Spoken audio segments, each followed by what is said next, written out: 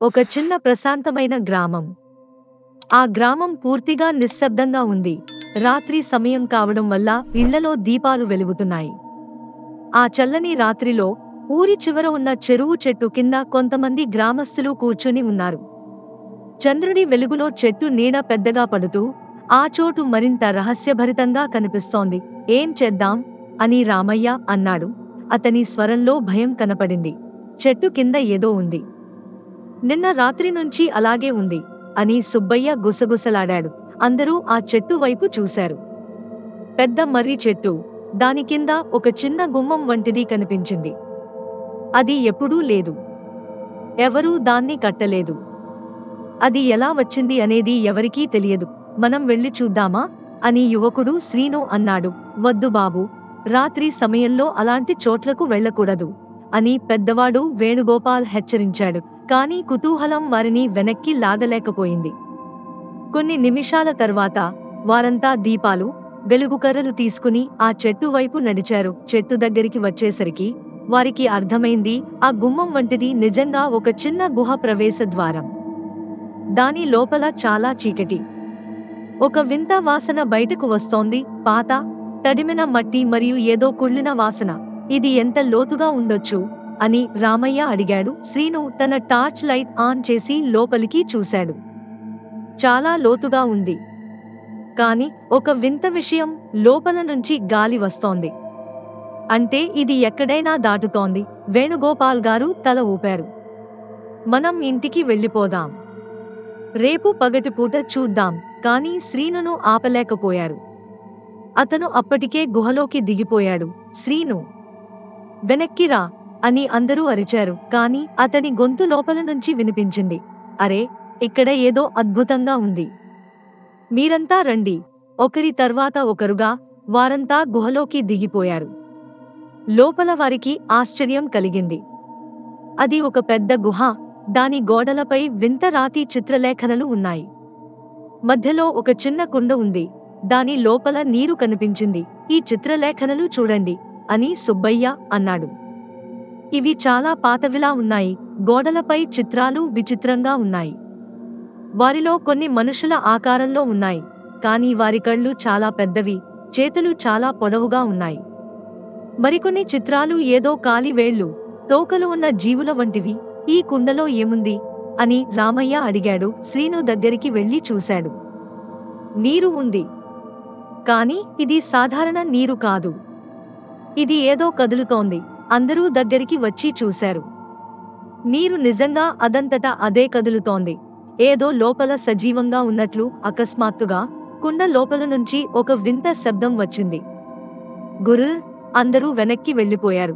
మనం ఇక్కడ నుంచి వెళ్ళిపోదాం అని వేణుగోపాల్ గారు గట్టిగా అన్నారు. కానీ వారు గుహ నుంచి బయటకు వెళ్ళడానికి చూడగానే ప్రవేశ ద్వారం మూసుకుపోయింది. అక్కడ ఇప్పుడు ఘన రాయి గోడ మాత్రమే ఉంది. ఇది ఎలా సాధ్యం అని శ్రీను అన్నాడు, తన చేతులతో గోడను తాకుతూ. అందరూ భయపడిపోయారు. వారు గోడను కొట్టారు, అరిచారు. కాని ఏమీ జరగలేదు. శాంతంగా ఉండండి అని వేణుగోపాల్ గారు అన్నారు. ఇక్కడ వేరే దారి ఉండాలి. వారు గుహ చుట్టూ తిరిగి చూశారు. వింత విషయం, గుహ ఇప్పుడు మొదట కంటే పెద్దదిగా కనిపించింది. లోపల మరిన్ని గదులు కనిపించాయి. ఇది మొదట ఇంత పెద్దది కాదు అని రామయ్య గుసగుసలాడాడు. అకస్మాత్తుగా కుండ లోపలి నీరు మరింత వేగంగా కదలడం మొదలైంది. దాని నుంచి ఒక ఆకుపచ్చ వెలుగు వస్తోంది. చూడండి అని సుబ్బయ్య చూపించాడు. కుండ లోపల నుంచి ఏదో పైకి వస్తోంది. మొదట ఒక చిన్న వేలు వంటిది కనిపించింది. తర్వాత మరో వేలు, ఒక చేయి కనిపించింది. కాని అది మనిషి చేయి కాదు. చాలా పొడవైన వేళ్లు, నల్లని గోళ్లు. ఆ చేయి నెమ్మదిగా పైకి వచ్చేసరికి ఒక చేయి కూడా బయటకు వచ్చింది. తర్వాత ఒక తల కనిపించింది. అది మనిషి తలలాగే ఉంది, కాని కళ్ళు లేవు. దాని స్థానంలో రెండు పెద్ద గుంతలు మాత్రమే. అయ్యో అని అందరూ కలిసి అరిచారు. ఆ జీవి పూర్తిగా కుండ నుంచి బయటకు వచ్చింది. అది చాలా పొడవుగా ఉంది, కాని చాలా సన్నగా ఉంది. దాని శరీరం తెల్లని చర్మంతో కప్పబడింది. కాని ఆ చర్మం గుండా నల్లని రక్తనాళాలు కనిపిస్తున్నాయి. ఆ జీవి తన తల వైపుకు తిప్పుతూ వారి దిశలో చూసింది. కళ్ళు లేకపోయినా అది వారిని చూస్తోందని వారికి అర్థమైంది. అకస్మాత్తుగా ఆ జీవి తన నోరు తెరిచింది. దాని లోపల దంతాలు కనిపించలేదు, కాని ఒక గండం కనిపించింది. దాని నుంచి ఒక వింత శబ్దం వచ్చింది. మీరు ఎందుకు ఇక్కడకు వచ్చారు? మేము తప్పుగా వచ్చాము అని వేణుగోపాల్ గారు వణుకుతూ అన్నారు. ఆ జీవి నవ్వింది. దాని నవ్వు వింత రీతిలో ఉంది. కళ్ళు లేకపోయినా దాని ముఖం నవ్వుతోంది. తప్పుగా వచ్చారా? కాదు, మీరు ఇక్కడకు రావాలనే ఉంది. మీరు ఏం మాట్లాడుతున్నారు అని శ్రీను అడిగాడు. ఆ జీవి నెమ్మదిగా వారి దగ్గరికి వచ్చింది. దాని అడుగుల శబ్దం వింతగా ఉంది. ఏదో తడిమిన వస్తువు నేలమీద లాగుతున్న శబ్దం. మీరు ఇక్కడ ఎన్నిసార్లు వచ్చారో మీకు గుర్తులేదా? అందరూ ఒకరి మొహం ఒకరు చూసుకున్నారు. ఎవరికీ అర్థం కాలేదు. మేము మొదటిసారి ఇక్కడకు వస్తున్నాము అని రామయ్య అన్నాడు. జీవి మళ్ళీ నవ్వింది. మొదటిసారా? ఆహా, మీకు గుర్తులేదు. అకస్మాత్తుగా గుహ గోడలపై చిత్రలేఖనలు వెలుగుల మొదలయ్యాయి. వారు చుట్టూ చూడగానే ఆ చిత్రలేఖనలు కదులుతున్నాయి. అవి సజీవంగా మారిపోయాయి. ఆ చిత్రలేఖనలలో వారు తమను తాము చూశారు. అవి వారిని ఈ గుహలోకి వస్తూ చూపిస్తున్నాయి. కానీ అది ఈ రోజు కాదు, వేరే రోజులు, ఎన్నో రోజులు. ఇది ఎలా సాధ్యం అని సుబ్బయ్య అన్నాడు. మీరు ఇక్కడకు వస్తూనే ఉంటారు అని జీవి అన్నింది. ప్రతిసారి అదే కుతూహలంతో, ప్రతిసారి అదే భయంతో. గోడలపై చిత్రలేఖనలు మరింత స్పష్టంగా కనిపించడం మొదలయ్యాయి. వారిలో వారు ఈ జీవితో మాట్లాడుతూ, భయపడుతూ, తర్వాత ఏదో జరుగుతూ కనిపించారు. మాకు దాని తర్వాత ఏం జరిగిందో చూపించు అని వేణుగోపాల్ గారు అన్నారు. చిత్రలేఖనలు మరింత వివరంగా కనిపించడం మొదలయ్యాయి. వారిలో వారు ఈ జీవితో మాట్లాడిన తర్వాత ఆ జీవి వారిని తాకింది. వారు ఒక్కసారిగా కనిపించకుండా పోయారు. మేము చనిపోయామా అని శ్రీను అడిగాడు. చనిపోయారా? కాదు, మీరు మర్చిపోయారు. ఏం మర్చిపోయాము? మీరు ఎవరో, ఎక్కడ ఉంటున్నారో అన్నీ మర్చిపోయారు. తర్వాత మళ్ళీ బయటకు వెళ్ళి సాధారణ జీవితం జీవిస్తారు. కాని కొంతకాలం తర్వాత మళ్ళీ ఇక్కడకు వస్తారు. ఎందుకు అని రామయ్య అడిగాడు. ఎందుకంటే ఇది మీటరు సహజ స్వభావం.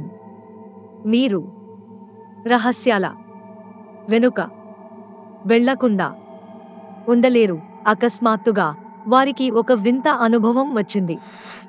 వారికి దూరంగా ఏదో గుర్తుకు వస్తోంది. ఈ గుహ, ఈ జీవి, ఈ సంభాషణ, ఇవన్నీ మొదటిసారి కాదు. మేము ఇక్కడకు ఎన్నిసార్లు వచ్చాము అని వేణుగోపాల్ గారు అడిగారు. లెక్కలేనని సార్లు. మీరు ఇక్కడ ఎప్పుడు అదే ప్రశ్నలు అడుగుతారు. ఎప్పుడు అదే భయం చూపిస్తారు. మీరు ఎవరు? మీకు ఎందుకు మేము గుర్తు ఉన్నాము అని శ్రీను అడిగాడు. ఆ జీవి కుండ దగ్గరికి వెళ్ళింది. నేను ఇక్కడ కాపలాదారుని.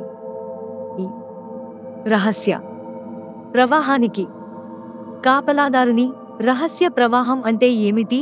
ఈ కుండలో ఉన్న ప్రవాహం, అది కాలాన్ని నియంత్రిస్తుంది. ఇది ఎప్పుడూ కదులుతూ ఉంటుంది. ఎవరైనా దాన్ని తాకితే వారి జ్ఞాపకాలు మిళితమై పోతాయి. అందరూ కుండ వైపు చూశారు. అందులోని నీరు ఇప్పుడు మరింత వేగంగా కదులుతోంది. మీరు ఈ ప్రవాహాన్ని తాకేందుకు వస్తారు.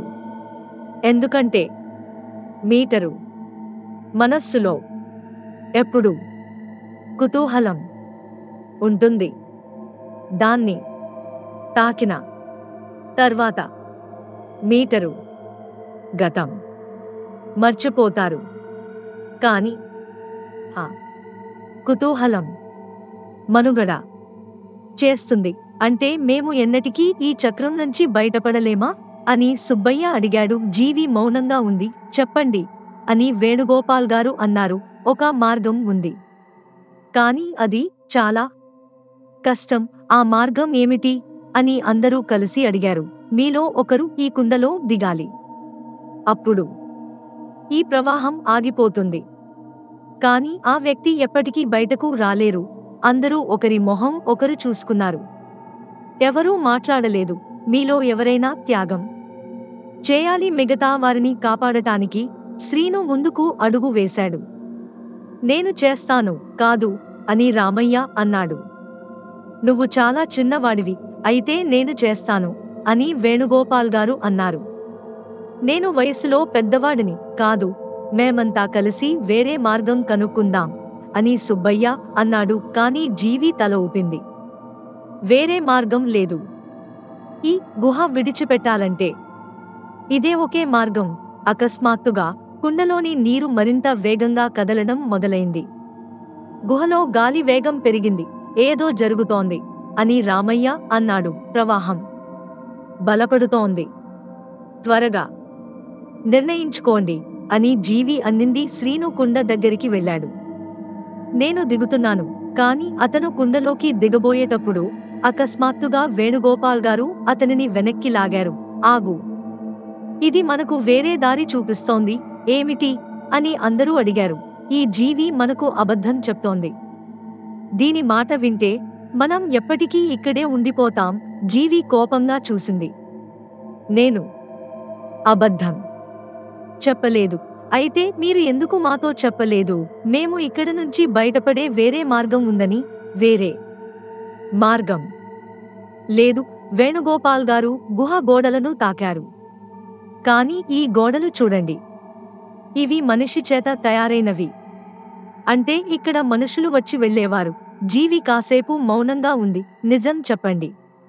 ఇక్కడ నుంచి బయటపడే దారి ఏమిటి అని శ్రీను అడిగాడు. జీవి నిట్టూర్చింది. మీరు చాలా తెలివైనవారు. అయితే నిజం చెప్పండి. నిజం ఏమిటంటే ఈ కుండలో దిగినవారు నాలాగే అవుతారు. వారు ఇక్కడే ఉండిపోవాలి. ఇతరులను మోసం చేయాలి. అందరూ షాక్ అయ్యారు. అంటే మీరు కూడా ఎప్పుడో ఇలాగే వచ్చారా? అవును, నేను చాలా కాలం క్రితం ఇక్కడకు వచ్చాను నా స్నేహితులతో. వారిలో ఒకరు కుండలో దిగాడు నన్ను కాపాడటానికి. కాని అది అతనిని నాలాగే చేసింది. అయితే అసలు బయటపడే దారి ఏమిటి?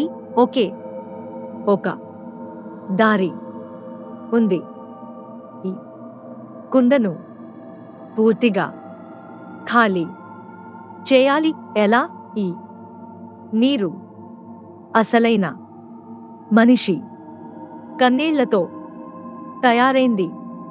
ఎవరైనా నిజమైన దుఃఖం అనుభవించి కన్నీళ్లు కారుస్తే ఈ ప్రవాహం ఆగిపోతుంది. కానీ మేమంతా భయపడుతున్నాము. దుఃఖం కాదు అని రామయ్య అన్నాడు. భయం కాదు, దుఃఖం కావాలి. నిజమైన దుఃఖం. వేణుగోపాల్ గారు కాసేపు ఆలోచించి తన గుండె మీద చేయి వేసుకున్నారు. నా కుమారుడు రవి.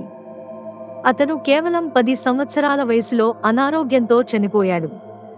అతని చివరి మాటలు, నాన్న నేను బాగుపడతానా అని అడిగాడు. నేను అవును కుమారా అని చెప్పాను. కాని అది అబద్ధమైంది. అతని కళ్ళలో కన్నీళ్లు వచ్చాయి. ఆ మొదటి కన్నీటి చుక్క కుండలో పడినప్పుడు కుండలోని నీరు వణుకుతోంది. రామయ్య కూడా ముందుకు వచ్చాడు. నా భార్య ప్రసవ సమయంలో చనిపోయింది.